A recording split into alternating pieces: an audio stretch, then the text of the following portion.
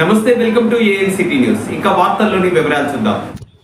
మాజీ పీసీసీ అధ్యక్షులు ధర్మపురి శ్రీనివాస్ మృతి పట్ల భద్రాద్రి కొత్తగూడెం జిల్లా ఇల్లందు పట్టణ కాంగ్రెస్ కమిటీ తీవ్ర దిగ్భ్రాంతి తెలియజేస్తూ వారి ఆత్మకు శాంతి చేకూర్చాలని ప్రగాఢ నివాళులర్పించారు.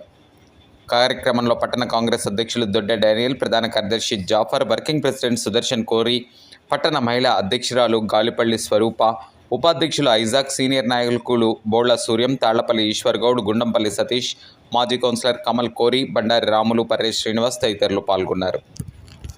ఈరోజు కాంగ్రెస్ పార్టీ సీనియర్ నేత ధర్మపురి శ్రీనివాస్ గారు అకస్మాత్తుగా ఈరోజున హాస్పిటల్లో గుండెపోటుతో చనిపోవడం జరిగింది.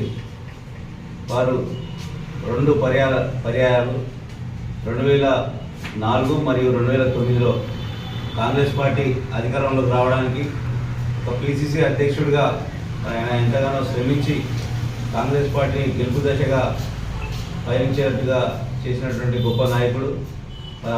రెండు సార్లు కూడా 2009 అదేవిధంగా 2004లో మరి ఆనాడు ఉన్నటువంటి ఉమ్మడి రాష్ట్రంలో 275 సీట్లని మరి అర్హులైనటువంటి ప్రతి ఒక్కరికి కూడా గెలిచే విధంగా ఎవరైతే గెలుస్తారో వారికే టికెట్ ఇచ్చి మరి 2 సార్లు కూడా కాంగ్రెస్ పార్టీ అధికారంలో రావడానికి సాయశక్తిలా కృషి చేసినటువంటి నాయకుడు.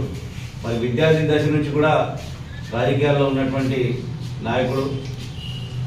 మంత్రిగా అదేవిధంగా రాజ్యసభ సభ్యుడిగా కాంగ్రెస్ పార్టీకి సేవలు అందించి మరి ప్రజలతో కూడా సత్సంబంధాలు పెట్టుకొని ప్రతి ఒక్కరికి కూడా ఆయన నమ్ముకున్నటువంటి ప్రజానికానికి అదేవిధంగా కాంగ్రెస్ పార్టీ కార్యకర్తలకు, నాయకులకు, కాంగ్రెస్ పార్టీకి కూడా సేవ చేసినటువంటి గొప్ప నాయకుడు.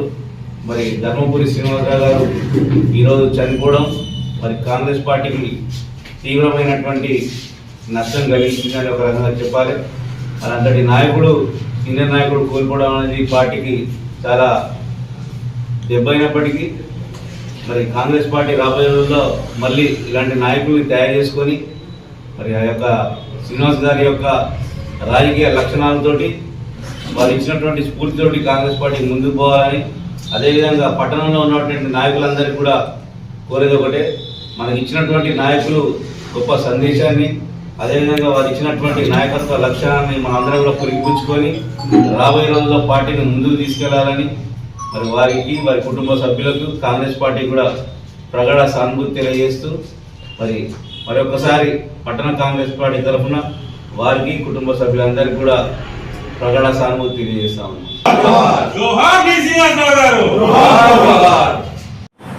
వార్తలు ఇంతటితో సమాప్తం. తిరిగి ప్రసారమయ్యే ఏఎన్సిటీ న్యూస్ లో మళ్ళీ కలుసుకుందాం. అంతవరకు సెలవు. నమస్కారం.